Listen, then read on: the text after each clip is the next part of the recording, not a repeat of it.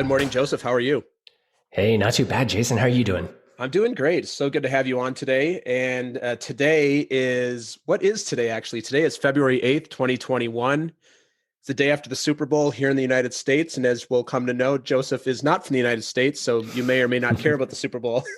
Uh, so great to have you on this Monday morning, and I really appreciate it. So let's go ahead and kick off, because we have a lot to talk about today, Joseph. So I'd love if you introduce yourself, who you are, where you are in the world, and just a little bit about yourself, but not everything, because we got a lot to talk about today. So Joseph, off to you. Sure, let's keep it high. We'll do the PowerPoint version. I'm based in Yes, Kitchener-Waterloo, just outside Toronto. So at least we've got the geographic questions out of the way. there you go. I'm an engineer turned entrepreneur. I've run a number of tech companies, and now I am running a tech sales accelerator. So we help people go from other industries. Maybe they've been selling advertising or working in hospitality or been bartenders, and we help them land really great sales jobs in tech companies. And so we're helping people all across North America take advantage of the rapid growth in tech, and just having such a fun time doing it. We get to work with people all over the US and Canada, and yeah, just having a blast. That's awesome. Can't wait to hear more about this. As a former salesperson, when I hear sales, and as a former tech salesperson, when I hear this, I go, I'm very interested in what this is all about. And I don't know all the details, so I can't wait to find out more from you today. All right, Mhm. let's just get right into it then. Joseph, what is something that you nerd out about? Oh my goodness. I mean, other than tech sales. Other than tech sales? Yeah. Well, that too. uh, it's really funny because I get a lot of flack from my team in that when I work on code, I'm not actually a good developer anymore because I've been so far out of it. Yeah. And I love building stuff. So lately, for the last couple of years, I've been nerding out on making electronic music, which has Oh, been, nice. I know it's a lot of creative exercise, but it means that I can break things without doing any damage with the team. So it's, it's a good outlet. That's funny. I'm imagining your QA engineers are going, "Oh God, the boss just did some stuff again. And now we got to go back through and scrub it line by line." Oh Oh, boy. 100%. And the longest code reviews with the biggest debates were always things that I submitted. So Uh, it's good at keeping my hands out of the weeds. yeah, that's good. Well, I'm going to talk a little bit about the music. Give me some more context around that. So, is this something like EDM? Who do you kind of model your music after, and what do you do with it once you create it? Yeah, so I've always music has always been such an important part of my life growing up. I mean, from band in high school and jazz and stage work, but of late it's been all mostly deep house, a little bit of techno, but yeah, it's all EDM. Hmm. So everything is produced on my computer. I do a little bit of live sampling, but mostly it's for kind of me and close friends and anybody who happens to find it on Instagram or Spotify. So it's not it definitely So doesn't it's have a out far there. reach. It's out there. Oh my goodness, it's so what's the right word? Uh, I believe I'm a startup guy, so I believe heavily in release early, release often. Uh huh. And it was my brother-in-law who's also into tech startups who challenged me to say, hey, you should just put this up on Spotify and Apple Music. Otherwise, you're not actually doing it. So go Hmm. put it live. I like that. And yeah, it's up there. And every month I get those wonderful streaming reports that says there was one or two listeners. So it's also very humbling. Well, maybe we'll see if we can boost that up for you. We'll put the links in the show notes if you're willing to share it with us, and we'll see if we can boost it to multiple tens or maybe hundreds even. Who knows? We'll see. There we go. We'll see if we can links out there or not. There you go. Alternate revenue streams for you. I'm sure this is where you making. From what I understand, making the big Spotify is where people make the big bucks. Most artists make the big bucks on Spotify. Oh, it's amazing. I think I've made myself a whole 30 cents. Right. Exactly. Do you play any instruments besides electronic, like a computer and what do you have, like a what's it called, a touchpad or whatever that's called? Yeah, so a lot of the work is, I mean, honestly, most of the work is keyboard and mouse. Got But it. I do use a MIDI input, a keyboard, and I play piano and saxophone and clarinet. Oh, cool. That's very cool. So you're a multifaceted musician. Not a very good one, but I can work the buttons. There you go. All right. Another question for you, and this is around comfort zone. And I want to ask you about something that you see that's inside of your comfort zone it's going to be outside of somebody else's. So what's the first thing that comes to mind for you, Joseph? You know what? I jumped straight to public speaking, mostly because it was very far outside of my comfort zone and something I had to work hard at making comfortable and make myself comfortable at. And now it's something I have to do regularly. And one of the things I get from my team very often is they're always entertained at how easy it seems for me to step into that public speaking kind of mode and structure. So I guess I'd have to peg that one. So it sounds like this is something you've worked on. Oh, definitely. It was a very deliberate journey because it's terrifying. Yeah.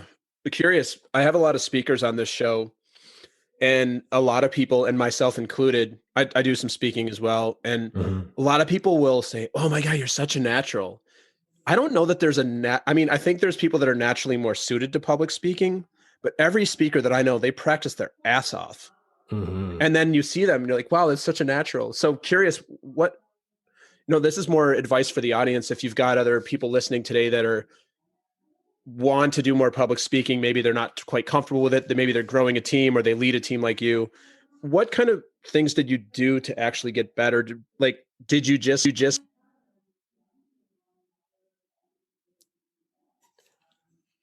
sorry, one sec here. Can you hear me? I can hear you. I felt there. So Joseph, if we've got people listening that want to work on their public speaking, what kind of advice would you give to them in terms of how to get better at it? Oh man, it's such a good question. I don't know if these are the best or the fastest way to get better at it, but the things I did, I think there's really three. If I have to check some boxes, there's three things that I did. I mean, number one, tried to learn from the best. So spent a lot of time with Toastmasters, folks who were very accomplished public speaking, watching them work, listening to their talks. So really tried to emulate what they were doing. And then I found opportunities to practice speaking, not in front of a large crowd, but in front of a small, intimate group. And I used networking groups. And I mean, whether it's like BNI or a mastermind group or some other local networking group, just those spaces where you can go and regularly practice a quick 1 minute, 30-second, 2 minute, 5 minute conversation. That was really helpful in practicing the specific stories I might share or comments I might share. And then really trying to get as much public speaking practice as possible so that it felt more familiar. And that was speaking to local peer groups, small meetup events, hosting small unconferences, whether it's Ignite or local TEDx events, things like that. Yeah.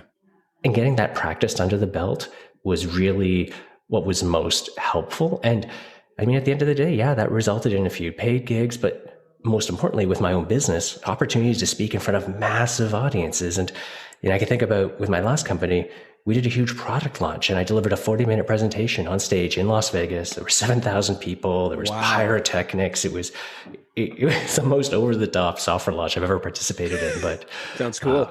Yeah, it was a real blast. Yeah, I'm a member of Toastmasters as well. I'm a big fan of Toastmasters. For those who want to get better at speaking, there is no place to get better at speaking with less stakes than Toastmasters. There's literally no stakes to Toastmasters, and everybody's just there to learn and get better. So I'm going to give a plug for Toastmasters as well. Very cool. 100%. Yeah. I think the Toastmasters one, I think warrants a kind of a double click into it because it's not just a great organization, but it's so accessible in that you can see people at multiple stages. So you can see folks who are, they're just ahead of you, or they're 2 years, or they're 10 years ahead of you. And it makes it very easy to see your journey in the journey of others. So I'll give it 2 big thumbs up too. Last question on Toastmasters and we'll move on because I could talk about this all day. Do you prefer table topics, impromptu speeches, or prepared speeches? Oh, you know what? Honestly, I have the most fun with table topics. I'll have to anchor on that. In fact, we often use the table topic structure at a number at our company offsites to help people get out of their shells and get engaged. Yes. So it's such a great fun joy. Yeah, I do improv. So for me, I'm much more of a table topics person. I competed in my local chapter's table topics competition last year. Back when we met in person, it was really fun. I finished second. I didn't go on to the districts, but it was okay. I was told by a bunch of people, they're like, you actually should have won. I'm like, it doesn't really matter. This does not change my life in any way, shape, or form. So I'm super curious. If since you like table topics, do you remember or do you have a favorite or most challenging table topics you've ever received? Man, I don't remember one that I specifically got, but I remember I like being table topics master as well. But I Hmm. remember, and I've been in the club for 3 years. It's in Brooklyn Heights where we live. I remember the must have been a year and a half ago. Somebody had never done the table topics master, and their first question they asked to somebody who had never been up, so they were a brand new member. Oh They no. they wanted them to do a rap or poetry to answer the question. I said that is What? ridiculous, and the person's like, I think I'm gonna go answer the question from 4 ago because that's ridiculous. Everybody in the room's like, hey, let's get creative, but that's ridiculous. Like it was, I think the question was, hey, give us either a poem or a rap about how your day went. Like that's not a question. That's a request.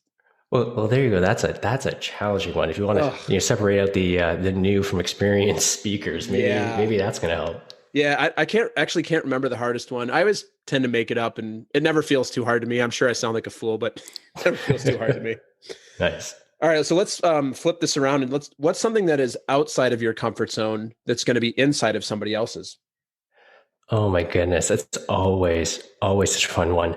Mm-hmm. It might sound really silly, but meaningful conversations with employees is always really Wow. tough. Yeah, I'm a very introverted person, and if there's anybody in the audience who's ever used kind of Myers Briggs or other personality types, I'm not just very introverted. I'm very much a thinker, and Yeah. so Your T, that's it, very much. IT. And Yeah. I know. And so the whole human interaction, but also what's the impact of the situation on someone doesn't come instinctively to me. So I have to be Mm-hmm. very deliberate and think about it. And so kind of those one-on-ones, management conversations, I always need to take the time to think through what are we going to cover, what's going to be the impact, and how do I make sure that I'm properly honoring and respecting the experience of the other person. Uh, Yeah. and I worry a lot about that because, I mean, being the CEO and being the founder, your one-on-one conversations can carry a lot more weight than you intend. Oh So God, yeah, yes. it's always something that I probably spend more time worrying about than I should. Yeah. Oh man, this is such an interesting topic. I am, and you and I had caught up before we recorded this episode. I'm a complete extrovert, and I'm an ENFJ. So for Mm. me, one, I'm a complete external processor for good, bad, or indifferent. So for you, I'm curious, and this is a pro tip for me when I'm out communicating and doing live things, but also maybe I could help you a little bit here. What do you do when you have an employee like to me, the extroverts usually live in like sales and marketing is stereotypically where they would live. More salespeople tend to be extroverted is kind of the way I see it. Not everybody, but what do you do when you're doing a one-on-one with somebody on your staff and you know that they're an external processor and they're not going to come in with like a fully fleshed out thought and they're going to come in and just go with it. What do you do there to prepare for that? And if there's anything I could help you with around that, because that's how I operate. Like, yes, I have a plan and I have an agenda, but I generally will come up with things in the moment and just say them. And I haven't really thought about them before in any way that's articulate. I just make it up as I go along. Oh, I'm very similar in that. Someone will ask a question or toss out an idea, and given my thought processes, I mean, my mind immediately goes to the areas where we can fix or change, improve, or poke holes. And so, sure, any topic in a meeting, I'm going to have an opinion on. Um, the flip side's not always true, though. And so, a technique I've had to develop personally is going into those one-on-ones, going into the conversations, setting the stage for myself and really internalizing it that it's okay to not get a final answer or a final comment Mm-hmm. in this conversation. Um, or if we really do need to get to a conclusion, taking the time to send over questions, thoughts, or subject material ahead of time. And sometimes that just means as silly as jotting down some notes in a Google Doc where I can flip it over to them for them to comment or ask questions ahead of the meeting, or recording Ah, a quick video ahead of time so they know nice. what they're coming into. Um, but yeah, the bigger part, the hardest part was getting myself comfortable with walking out of a meeting without a final answer or conclusion. Yep. Yep. Yeah. Cause some people just need more time to do that. So that's interesting. I really like that. That's another topic that I feel like we could spend a whole hour on. I'm fascinated by personality assessments and how people operate. And, we talk a little bit, but I do a lot of leadership and team organizational coaching. So I'm always really fascinated about how you collaborate and how do you actually meet in the middle, or especially as leaders. I'm a big fan that leaders should actually meet the people a little bit, like especially if you're dealing with people that are more individual contributors. As leaders, it's our job to actually flex more into the style of the people that don't maybe have the experience and the expertise quite yet. And I know we're going to talk a lot more about this. I think this actually relates as well to specifically what your company does now. So we're not going to spoil the surprise for everybody. And this is such a good lead in to my next question for you, which should be no surprise. So Joseph, you have 5 minutes. 5 minutes. You get to deliver a speech and the entire world gets to hear it. What would you speak on, and what is your call to action at the end of the speech? I knew we were going to talk about this, and I struggled so hard, both because there's so many things that I love talking about. I mean, geeking out on EDM, talking about tech sales, but that idea, that call to action, if I was going to take that time, I'd be anchoring down on that idea of giving yourself a to-do list of things to accomplish in life. And whether you call it a bucket list or something else, but actually writing down, when you look back at your life, what do you want to have accomplished? What do you want to have done? And it can make life not just so much more fulfilling, but it can give you a sense of directionality when you feel rudderless. And it gives you an incredible way to build bonds and affinity with, whether it's your employees, your customers, people you've never met, and it can take you to places that you've never anticipated. And for me, that's included things like, and some of these are going to sound silly because I first wrote this when I was 16 years old. It can take you as far as, wearing a bitchin' trench coat in the wind, to climbing a mountain, to meeting your heroes, to traveling as many continents as possible. And taking the time to write those down is super important because life quickly gets overwhelming and you get caught up. In school and work and family and the Super Bowl and sledding on the weekend. And it's so easy to lose track of those things that bring you joy and bring you purpose. And if you write them down, you can always add to them. If you cross things off, you're succeeding, but get those written down sooner rather than later. Yeah, I love that. That's something that I've never really done. And you're inspiring me your call to action is an action that I need to take. So it's inside of goal setting, but it's more what makes life for me. Like I'm always looking at like what makes my life fun. It's kind of like I always look like fun is the lens that I look through my life, and figuring out like what those things are. And it's been interesting because when you say those things, the bucket list for myself and my wife, we're big travelers and we haven't been anywhere in a year. I've been on a plane since I went to CES last year, January of 2020, went out to Vegas. That's the last time I was on a plane. So when I hear bucket list, I'm like, I know the very first thing we're going to do is we're going to take a cool vacation somewhere. We were supposed to go to Norway last June, and then we were going to go to Grand Cayman, and we obviously didn't do either of those things. So right now, it's funny that when I hear a bucket list, I'm like, that sounds great. I would settle for just going anywhere right now. That would be on my bucket list. Getting out of the house, 100%. Getting out of the house, yeah. And I think you and I we have a 4-month-old too, which makes travel even more complicated during a pandemic. So I think we might need to wait on that just a little bit longer. It's such a joy having them, but you're right. It's so tough to organize that travel. And so one of the things I always try to tell myself when I'm looking at adding things to that list is also trying to grab stuff that doesn't require either such a big budget outlay or traveling halfway around the world. Exactly. That's great. Well, thank you so much, Joseph, for sharing that. I love that. And you've inspired me with your call to action. I'm going to take a really brief commercial break and we'll be right back after this. The Talking to Cool People podcast is brought to you by Jason Frizzell Coaching. Jason works with amazing people who are looking to find and develop their passion and purpose and create their journey to wherever it is they want to go. Check us out at jasonfrizzell.com, Facebook, or on Instagram. Jason loves hearing from anyone who thinks it would be cool to connect, to be coached, or to be a guest on our show. Email him at podcast@jasonfrizzell.com or DM him on Facebook and Instagram. And now, back to some more amazing conversation on Talking to Cool People. Okay, Joseph, we are back. How you doing Awesome. so far? Oh, this is so good. We've Awesome. bounced around a ton. I'm enjoying this. We've bounced around a ton. We're improvising it here. I love it. All right. So now this is the part of the show where I'd love to hear from you about, what's led you to here to February 2021. You said you've run multiple companies.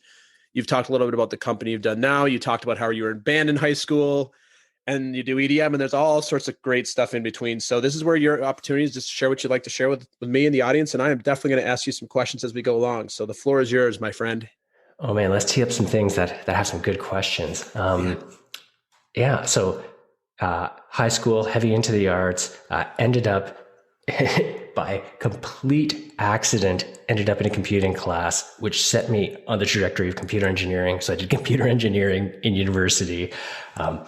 I've always been an impatient person. So that whole idea of wait until you graduate to figure out what's next never sat well for me. So I launched my first company while I was still in university. Oh, nice. And because I was running a company while studying, it took me forever to earn all of my credits. And so it took me 8 years to do my undergraduate. And I'm still convinced to this day, the only reason I actually finished is my fiance at the time told me she wouldn't marry me if I didn't graduate before her, because she had started several years after I did. Wow. So yeah, ran a couple of bootstrap companies, decided I wanted to take a break from bootstrapping companies. And I can imagine. So I worked with an NGO, a group that did international governance research. And so I got to work with a couple of UN committees, got to work with some amazing researchers who were doing research on international security, governance, the G20, really fun stuff. Realized that was fun, but I really did enjoy the entrepreneurial side of things as opposed to the research side of things. So went back in, ran a couple of software companies, venture-backed startups, sold one to a much larger software company, so to NetSuite, who was then bought by Oracle. So got that. Actually, Joseph, I do have a question for you here. Sure. Yeah. Were you brought in to run the companies, or did you found the companies? No, all of them have been. I've been one of the founders. Gotcha. Okay. Yeah, and I think that's an important one because I've always been one of a group of founders. I'm a big fan of doing it as a group collectively, and I think that's always been a real advantage for us. But yeah, on the software side of things, sales and marketing has always been one of the toughest parts. And with this most recent venture, we were building software for sales teams. And just at the tail end of 2019, we recognized a bit of a gap on the training side. So we said, hey, with the partners we have, let's stand up a bit of a training program. And the initial uptake was really exciting, but then the pandemic hit and it took off like crazy because it turns out, hey, wow, there's a lot of people who wanted to learn remotely and land a new career. Sure. So what was a bit of a side project for the company has become the company's kind of raison d'etre, and it has just been a heck of a ride for the last about a year and a half now. That's really cool. Share with the audience the name of the company, and also I'd love to hear if you have any kind of like success stories that you can share about, especially specifically around what you said around the training area. I'd love to hear about that. Oh yeah, for sure. So the company's name is Uvaro, Uvaro, and we really do focus on people who are looking to transition careers. So people often hear about a training program and they assume recent graduates or college students, and that's not really who the majority of our students are. The majority are people who've had a job or two and want to change the direction of their career. So to give you an example, one of our recent grads, 50-year-old gentleman out on the East Coast, was actually working in fast food, saving money for his son's education. And that's really tough on that kind of salary. So he was renting, one room in a 2-bedroom apartment. So a difficult situation. But coming out of our program, he was able to join our internship, land an amazing job offer with a company in the Toronto area. So he's working remotely now. And the moment that he got his job offer, he was able to start apartment shopping for his own apartment, 2-bedroom, so that his adult son could now actually visit. So just a huge transformative situation for someone who never would have gotten into tech otherwise. Yeah. In terms of the training, so this is, I think I mentioned this at the beginning of the episode, and for my active listeners know that I came from the tech sales world. Mm-hmm. What is it specifically about the training program? Or maybe this is more of a tiny bit of free advice before people go check out the website and check out all the offerings. What makes tech sales different in your mind than somebody coming from, you mentioned this earlier, from media or really selling anything else? What do you see as the major difference, and what's the gap that the training program covers that has people come on and say, okay, I'm ready to go and move into this new industry? Yeah, there's one really big difference that sticks out. It's kind of head and shoulders above anything else, and it's everyone assumes a sales role involves persuading, dragging people over the finish line, maybe trying to stuff a product down a funnel, and especially in tech sales, it's so far from the truth. And we hear this from all of our students. We're shattering a lot of stereotypes that they had in their mind.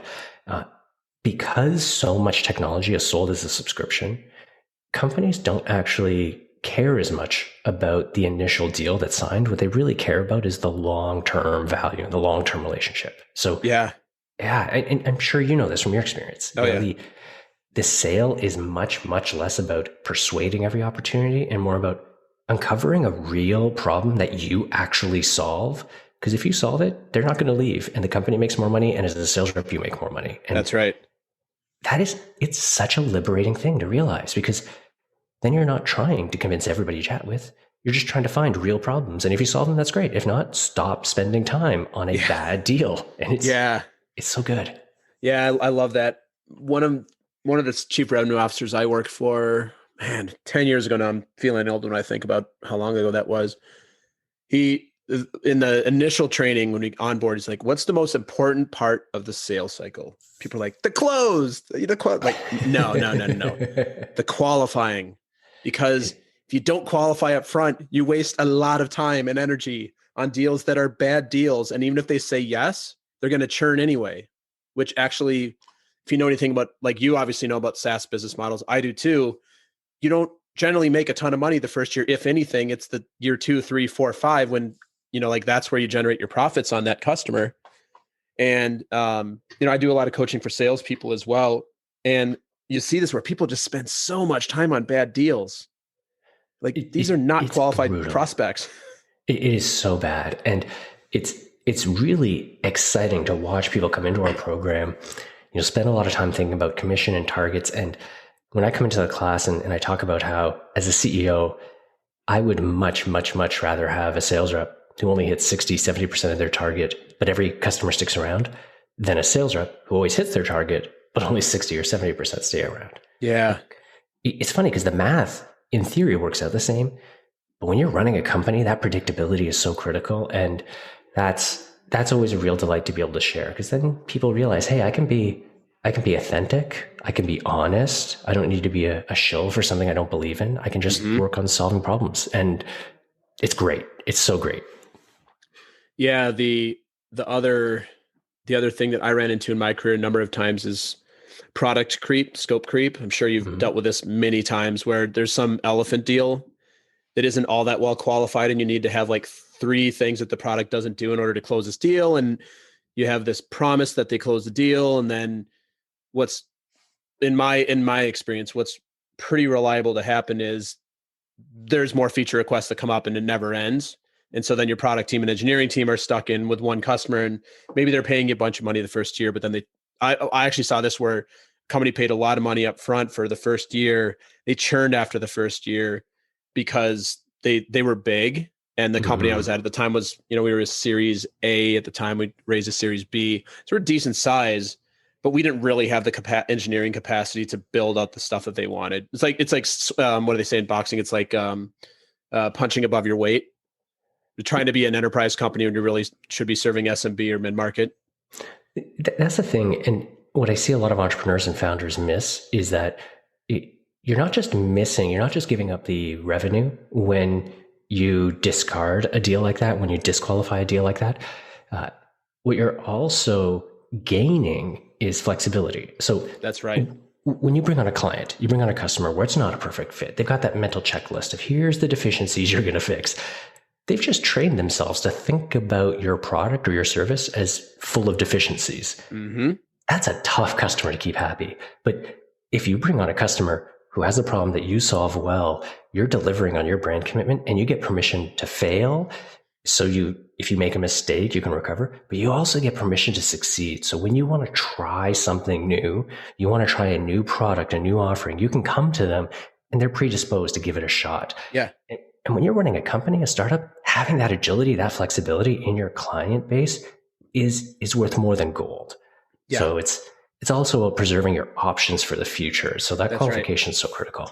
Yeah. And it's always a balance too. And when you're venture backed and they want to see results quarterly, and it would be nice to get that it's a never ending balance / tension that goes on. But if someone's looking to manage that, I've got one quick tip from one of our clients. This is a big eye opener for me.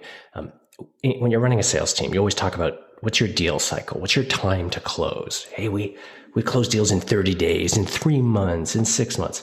Well, how about try tracking time to lose? So how short can you get a deal out of your pipeline? I love that.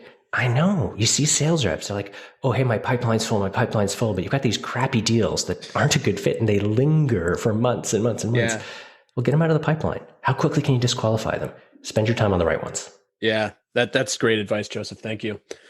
All right, so let's move on to where you take the reins from me and you become the host for a little bit, and you can ask me anything that you would like to know. And we don't know each other other than we've had a couple of great chats, and then we're getting to know each other on the podcast. So I'm very excited because I have no idea what you're about to ask me, and I am pretty sure I'll answer it. I've never said no to anybody yet. So Joseph, what do you have for me? Would you like to ask me about? You're having all these great conversations, and I'll preface this as this is a very selfish ask because I've also got kids. Mine are a little bit older. I've got a 9-year-old and a 4-year-old, but okay. You have all these wonderful conversations, and I think we're very much alike with that sales experience, the personality type experience. I'd love to hear what have you learned from your guest that has made you a better parent? Because I am always on the outlook for ways to level up my parenting game. Because man, it is tough. Yeah, there's no. Oh man, great, phenomenal question that I'm going to need to think about it. When I have to sit and think about something, it's a great question.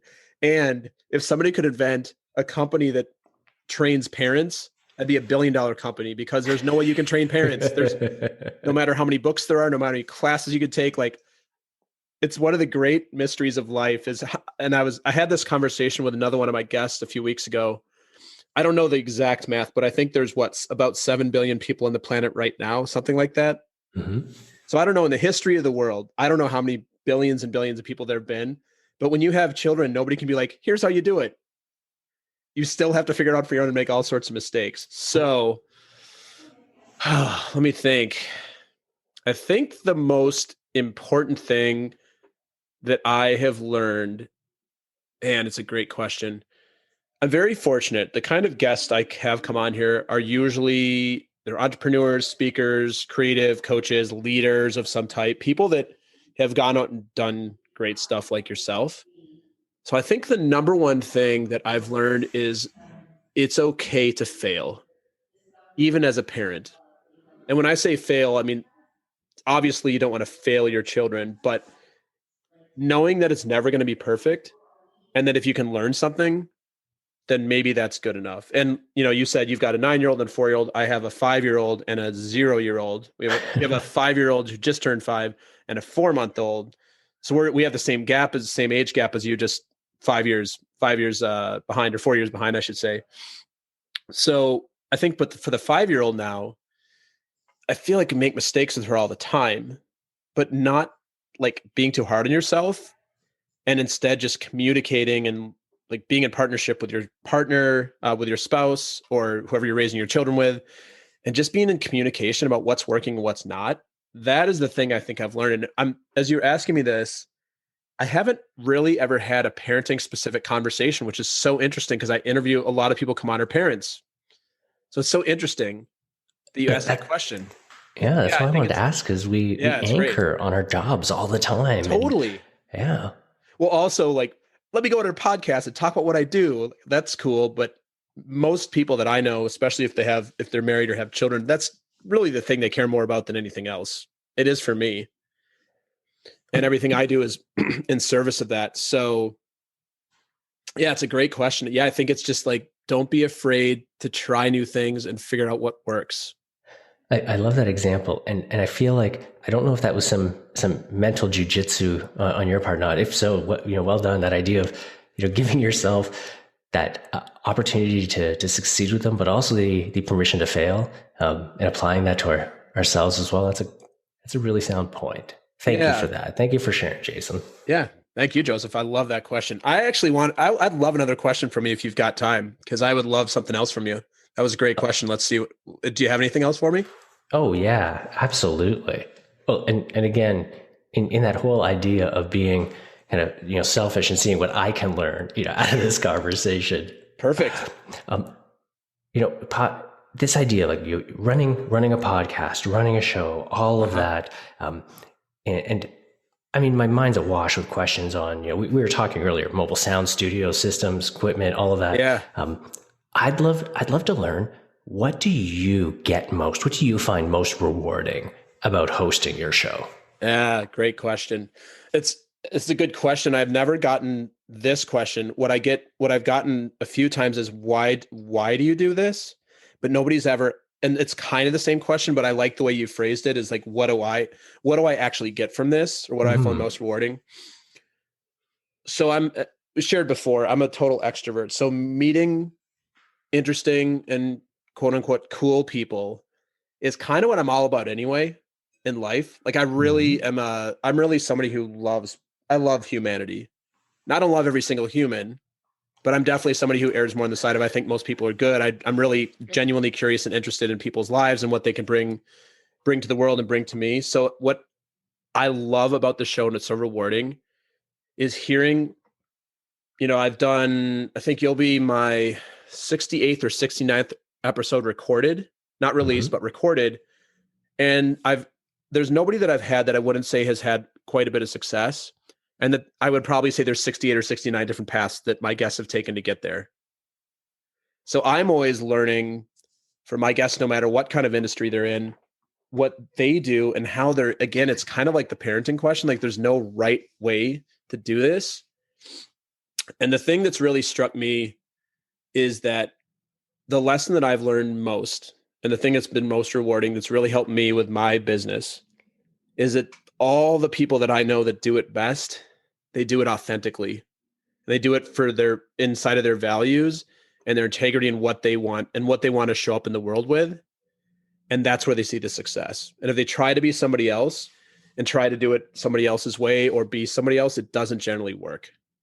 So that's what's so rewarding for me. And then, the ancillary benefit is I just get to meet a lot of really great people that I probably wouldn't meet otherwise, because you and I would never, you probably wouldn't respond to me if I hit you up on LinkedIn and said like, hey, let's have a conversation. You'd be like, well, who's this person? But since we're on a podcast, I get a chance to talk to you. Well, so that's the other rewarding thing. Especially when we're all kind of working from home and with the pandemic, sporadic travel, it makes it even harder. So, doubly right. so. Yeah. That's right. Yeah. So I think that is my answer to that question. Thank you. That's a great one. I really like that idea of, making sure that you bring your authentic self, helping to ensure success is, I think, a really good lesson, not just for podcasting, but just generally. And that's awesome. I think that's just on the topic of sales. I think it's huge in sales. You see so many people trying to be somebody they're not in sales, and it just doesn't feel good. Like when you get sold. So true. Like even, I don't know about you, but you probably get marketed to LinkedIn a lot based on your title and what you do. As a solopreneur, I get hit up on LinkedIn so often, and it's just so inauthentic. And I know that it's just systems run. Most of the time it's systems. It's not always systems, but I can generally tell when I'm in some sort of like funnel, like LinkedIn funnel, and they search by my title and just pound me.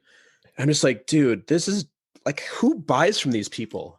Like, why would I connect with you when I know that this is an artificial intelligence or like some sort of lead generation system? I mean, I know it's all numbers, and I know sales, you just got to go out and pound it. But for somebody like me, like, I'm just like, no, this is so inauthentic. And I actually, when somebody reaches out to me and I get the feeling that they're being authentic or it's actually them, which happens sometimes, I will always respond. And I've had some great conversations with people, but it's not to me, it's not authentic, like to be pounded with like lead generation, especially on LinkedIn. So 100%. I've got a funny one here for you though. yeah. That this threw me for a curveball. I wasn't sure how to handle this one. So unsolicited email. I'm sure, like you, my inbox is just slammed every single day. Oh yeah. We use a lot of video in our outreach, and so this specific email was video related. So crossed that minimum threshold to at least open the email, and to get the idea across. I'm not going to out the company or the rep, but the general idea was, hey Joseph, I saw you on website X. I'm also a member of website X. We have an AI technology that can personalize outreach at scale. So you can reach out to 100 people in the time it takes you to reach out to one. Let's hook up a call. Here's my calendar. And I'm reading it and I'm thinking, well, you've just told me you have technology that does personalized outreach at scale. And that means this email probably is. So I really don't know if I really should be replying or not. It was this very odd catch-22. And it was kind of funny because I wanted to provide the feedback, but it also was just, am I going to be, making the problem worse if I reply? I don't know. I don't want to contribute to the overall quantity of spam that's going on out there, so it's tough. I have three things here, and then we'll move on because this is another topic that I'm very passionate about. One, the idea that sales reps are like, hey, book a time in my calendar. No, that's a no. So, and I hope, I don't know if your sales reps do this, but for me personally, no, I don't know who you are. I'm very unlikely I'm just going to go and book a call in your calendar. Two, I love that because I've seen that too, where you have companies who are advertising, they're like, we do these things better than everybody else. And then they're doing this exact same thing. And so what I actually will do sometimes is I'll go into LinkedIn on my phone and I'll record an audio message. And I'll say, hey, like, I'm so glad you reached out, interested in my coaching consulting services, being on the podcast. Is there anything else you'd like to connect about? And that'll get you through the robot. And if they actually respond back to me, which sometimes they do, I'll generally will talk to somebody. They're selling something. If there's a human there, so, like on your phone on LinkedIn, you can go in and record a quick audio message and that'll get you past the reply back. Cause once you reply back, then you're in like some sort of automated funnel. I want to share a quick story that you're going to die over this one. I got one of these LinkedIn things and it said, hey, Jason, this is blank, blank, blank. Just want to let you know, this is a personalized message. I work specifically with people like, and then you can tell the template where they take your title from LinkedIn, blank and blank. I'd love to have a time to connect with you. The signature is parenthesis, insert name here, parenthesis. Oh my God. And I wrote him back and I said, hey man, I just had to let you know, whatever system you're using, it didn't even have my name in it. Hope all is well and that you worked to improve this. He never got back to me. He was probably just straight up embarrassed. Too embarrassed, yeah. Too embarrassed. Oh, LinkedIn. LinkedIn is a crazy place. All right. So Joseph, let's get back to you. I've got a few more questions for you if you've got some time left for us. Absolutely, yeah. Excellent. So we've been talking a lot about your passions throughout the show, and I want to circle back on that a little bit and talk a little bit more about, actually ask you, what is it that you were passionate about? Man, it's such a fun one. I mean, there's all those, the big stones that you put into your bucket, like family, launching a company, all of those kind of things. The part that's really been turning my crank lately, and it's really surprising. If we go back to the earlier part of the conversation, we talked about how I'm definitely on the thinking side of the spectrum. Like I'm a T versus an F, thinker versus a feeler. Yep. And so I've always run business to business companies, solving business problems, efficiencies, increase revenue, that kind of stuff.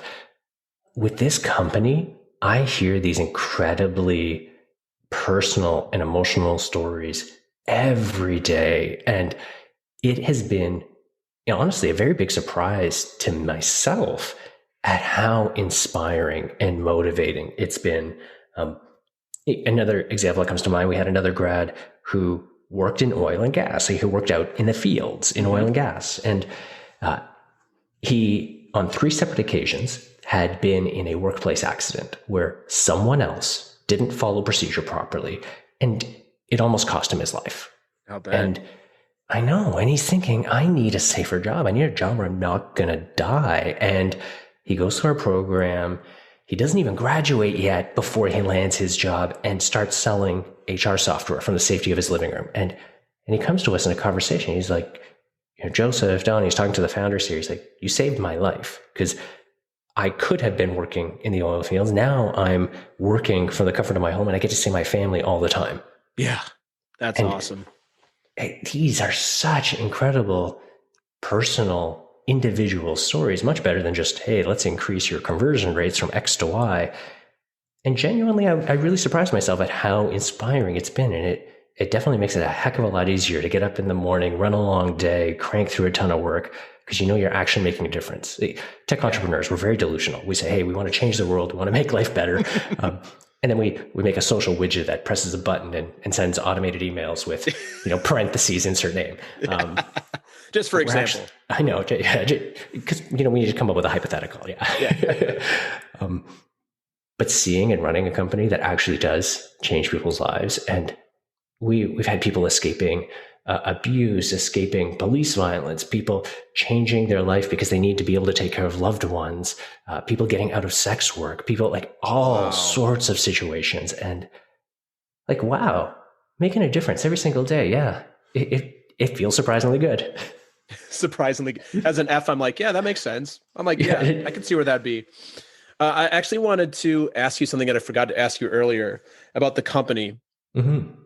Is this something that you encourage your grads to use in their interview process? Like say, hey, I went through this really amazing training program. Is this something that is more stealthy for the people who use it? Or is this something that you encourage people to say, hey, talk about people in the interview process through this? Like, do they know that, hey, the reason I'm pivoting and the reason I'm going to be good for this software sales role, this tech role, is because I've been specifically trained by this really amazing platform, this really amazing company. Like, how does that go for your interviewees? Yeah. I mean, we absolutely encourage them to be open about it. And to be really clear, it's not because, hey, if they're open about it, they're promoting the program. Because, I mean, the reality is most of the companies who are hiring people aren't out looking for a sales boot camp. Right. There's two big benefits, though. Number one, and I say this having hired a lot of sales reps, I'm sure you've seen this too, Jason, having evidence that you've worked through and dedicated and completed something is a very strong indicator of your dedication to a job. And our program is not a lightweight program. It's 12 weeks, 5 days a week, 2 hours of live workshopping on top of your homework assignments. So it's not a cakewalk. Yeah. And so we really do encourage all of our grads to be really clear with the depth and the extent of the program that they've just completed. Moreover, we spend a lot of time promoting our grads. So we're sharing their success stories, we're sharing their anecdotes, and our grads constantly step out of our program and crush quotas. And so we have a lot of companies who hire repeat grads.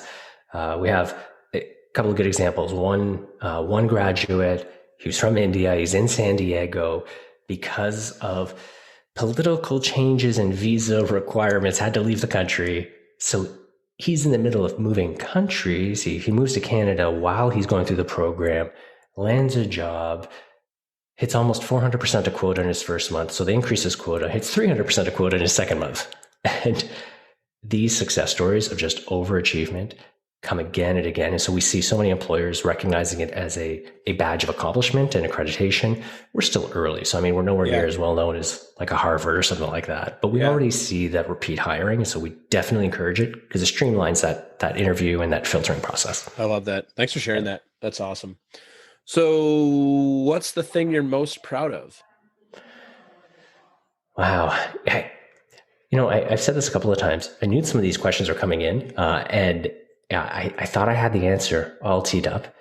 But in all honesty, I think the thing I'm most proud of right now in the moment, reflecting on our conversation, is how big a bet we made on this new direction.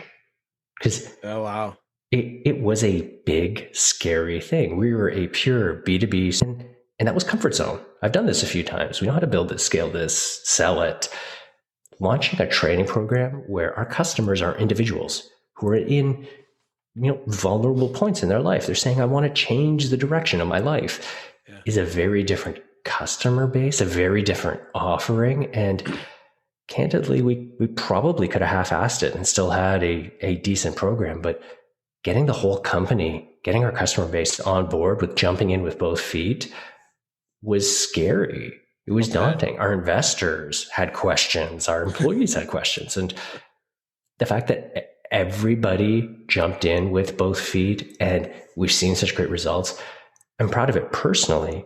I'm proud of my family for being supportive, and I'm proud of our team for taking it to heart so well, because it's been incredible. So yeah, I'd anchor on that. That's really cool. All right.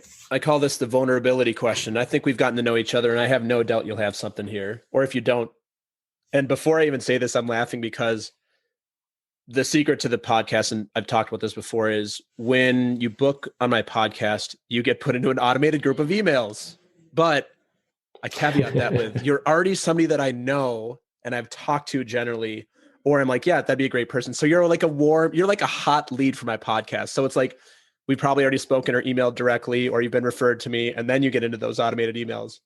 So I also use a little bit of automation, because otherwise I would just forget to send this stuff. And I use technology to help me not forget. But Joseph's like, so what are we talking about today? And I'm like, oh, wait, I forgot to send you that. So I do it through my scheduling calendar, which is Acuity. But I was laughing as you were saying that, because I'm like, right, because I do automation too, but I do it further up the funnel, or further down the funnel. We'll leave it at that. Not at the top of the funnel. You're not going to, for all those people on LinkedIn out there, which is probably everybody, you're never going to get like a blast email from me asking to be on my show, like with parentheses without your name at the end of it. Now I feel like there's a great opportunity to start trolling people, to send them that kind of an email, just to see if they listen to this podcast. Exactly. You know what? I heard about you, and I've been waiting for this. I've been waiting for this very unpersonalized email that you claim is personal to be on the show. All right. So Joseph, we're going to start to wrap up, but I wanted to ask you the vulnerability question of the day. And this is the question that I like to ask everybody about something that they may be afraid is actually true about them. So what comes up for you when I mention that? And I think this probably won't be a surprise if you reflect back on my answer earlier.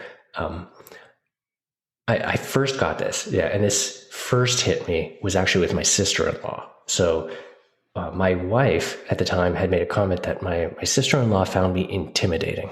And when I reflected on conversations I've had with employees, conversations that I have with others, I realized my personality, my way of communicating, because I tend to be very fact-based, very technical, can come across as being overly severe, overly serious. And, it made me realize, maybe it's not just my communication patterns. Maybe I actually am just an assertive jerk, and I do come across as intimidating. And I know we're on a podcast, so we're sitting and chatting through it, but in those less kind of orchestrated conversations, maybe I really am just a jerk. So it's one of the things that I chew on. That's a tough one. Yeah. So the second part of this question that I actually don't give out, because I like to have people go with this one. So hopefully you have something here. What do you do to compensate for that fear? This is the therapy part of the show, Joseph. It's always a tough one. I'm an engineer, so I probably over-engineer everything. So aside from just asking people, like, hey, how am I coming across? And hopefully setting up a situation where they can be honest and candid. I don't fully trust that situation. So I look to my co-founders, my colleagues, and we spend a lot of time, really having each other's back. So simple little things. A significant portion of our organization reports to me. And so we set up systems. So executive buddies, for an example, where they've got an executive they can go to bounce ideas around that's not in their reporting chain, so that they can test some of those things.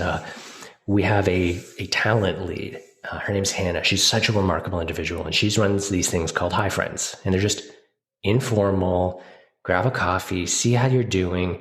And she looks for those trends and patterns to help be a kind of a catch, a safety net in case I am being a jerk or missing things. And so we take a bit of a defense in depth approach. I love that. I'm curious about that. Are those conversations considered confidential, or is it something where, like, are those conversations considered, hey, you go and talk to Joseph, who you don't report to, you can not say whatever you want, but, or is this more like, hey, I met with whatever today, we talked about this, we should as an executive team figure out how to make this work better? Like, how do you all address that as the executive team? Yeah, so the individual conversations are confidential. It's acknowledged, and we talk about any trends or patterns the organization will try to learn from and adopt. So if multiple people are bringing things up, we'll elevate those. If there's ever anything that does need to be shared that can't be done anonymously, we always go back to confirm and get permission. Gotcha. Very cool. That's a great structure. I love that. Man, I'm thinking about my career. I wish I would have had that. It's so illuminating because you learn all sorts of things. The reality is, as a management team, it's also, what's the right word?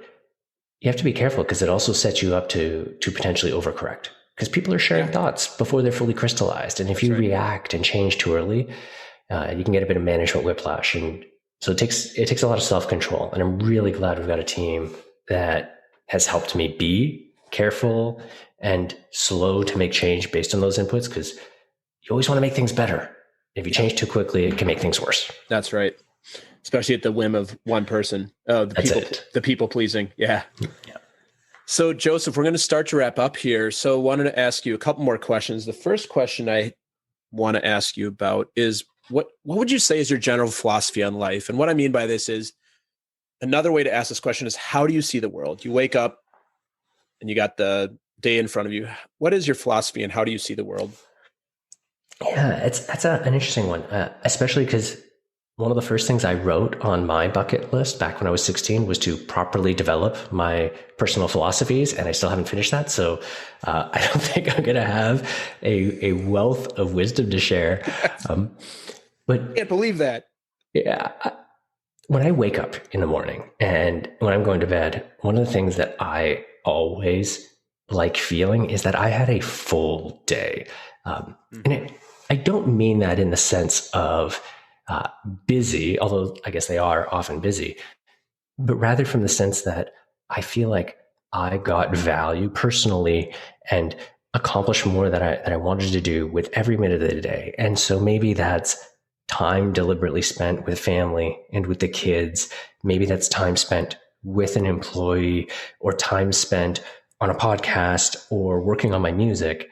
But thinking about, how do I make sure that I get the most value out of every day, and thinking about it very holistically. Because sometimes it means the value you need is taking an hour and having a hot bath and getting a bit of downtime. Yeah. And sometimes it means spending some extra time outside and in the freezing, bitter cold weather, dragging the kids up the hill so they can go down it again. But I'd like, I guess a good way to think about it is, if I looked back at my life and if somebody was saying, hey, what was Joseph Fung's life like? Hopefully they'd say it was a life well lived. So I like getting every bit of value I can out of every day. Very cool. All right. Where can the audience connect with you, find the company, all that good stuff, and all the things you're about to share? Oh, and by the way, and where can they find your music, which you already said Spotify? Got to put a plug in there again. And I will put all this in the show notes as well. But yeah, like where can everybody connect with you? So you can find the company. And if anybody on the show happens to want to apply or learn more, that's the best place to check it out. Uvaro, UVARO.com. There's a big red apply now button on the site. I'm accessible on most platforms: LinkedIn, Instagram, Twitter, at Joseph Fung. And then my music, I published it under the name Biruda, Biruda, which is Japanese for builder, because I like building companies and stuff, and making music felt just in the same line. Nice. All right, Joseph, thank you so much for the time today. Love if you would leave us with some quick words of wisdom. What do you got for us? Oh man, number one, I'm going to go back to what I shared at the start. Write down what you want to do. Whether it's as silly as learning how to slide down a banister, as difficult as learning another language, or running $1 billion company, write it down, because that's what's going to make it happen. Joseph, thank you so much for being on today, this early and very cold Monday morning in February. I wish everybody in your company and all the people you serve and all the difference you make in the world, and your family, of course, the very, very best in everything you do. And I can't wait to talk to you again soon. Likewise, Jason. This is a joy. Thanks for having me on. Thanks so much, Joseph. Bye. Thanks for listening to another episode of Talking to Cool People with Jason Frizzell. If you enjoyed today's episode, please tell your friends. Follow us on Instagram and Facebook and give us a shout out, or take a moment to leave a review on iTunes. If something from today's episode piqued your interest and you'd like to connect, email us at podcast@jasonfrizzell.com. We love hearing from our listeners because you're cool people too.